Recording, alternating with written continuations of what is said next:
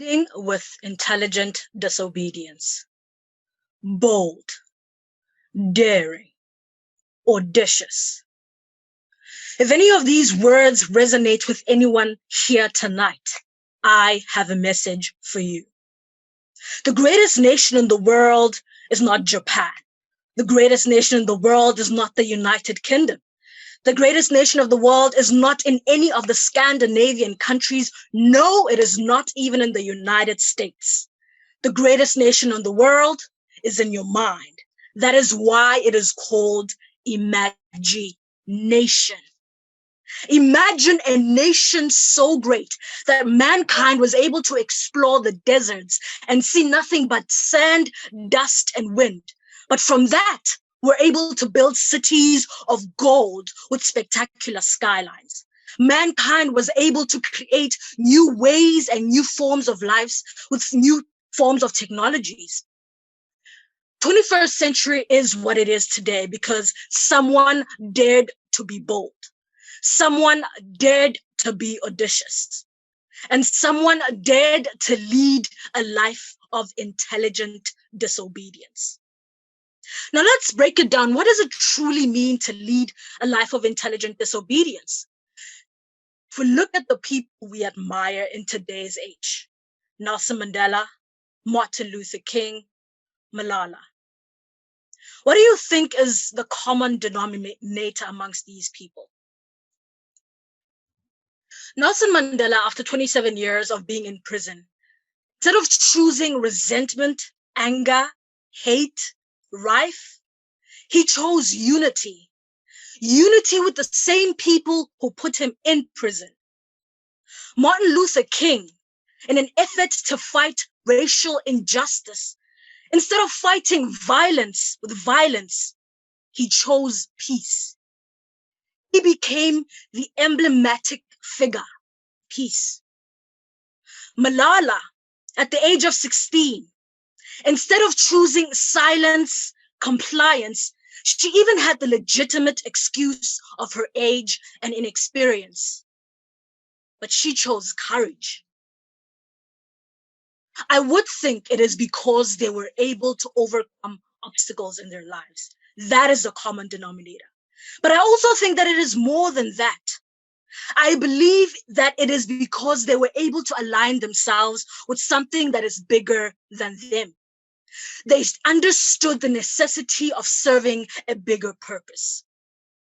All the people I've listed above, they broke rules. They changed the status quo. They challenged norms and they led lives of intelligent disobedience.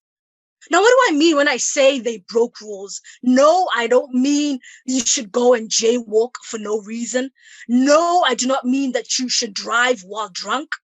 No, I do not mean go and rob a bank. What I need you to understand is that humanity is founded upon the evolution and adaptation. And without progress, there's stagnancy.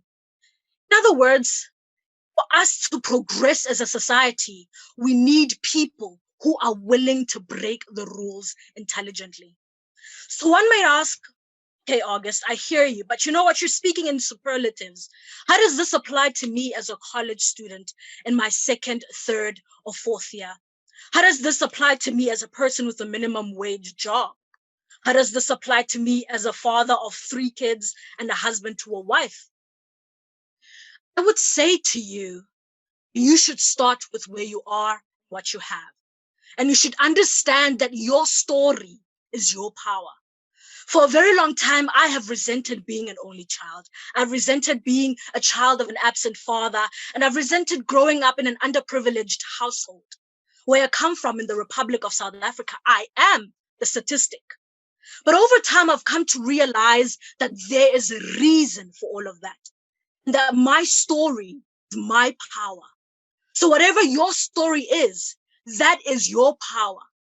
You are the one you have been waiting for. The second thing I would encourage you to do in leading a life of intelligent disobedience is understand that when you persist, you will hear no after no after no after no. But guess what? You don't need lots of yeses. You don't need 10,000 yeses. All you need is that one catapulting, yes.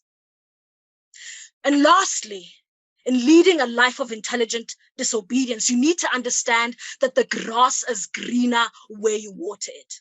So success is not somewhere yonder where you cannot fathom. It's right here, and right here is all within you.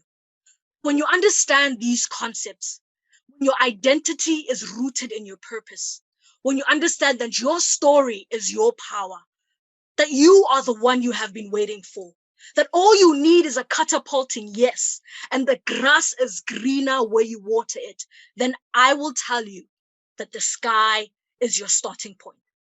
So I urge you, wherever you are, whatever your background looks like, make the decision of becoming this generation's agents of leaders who led with intelligent disobedience. I thank you.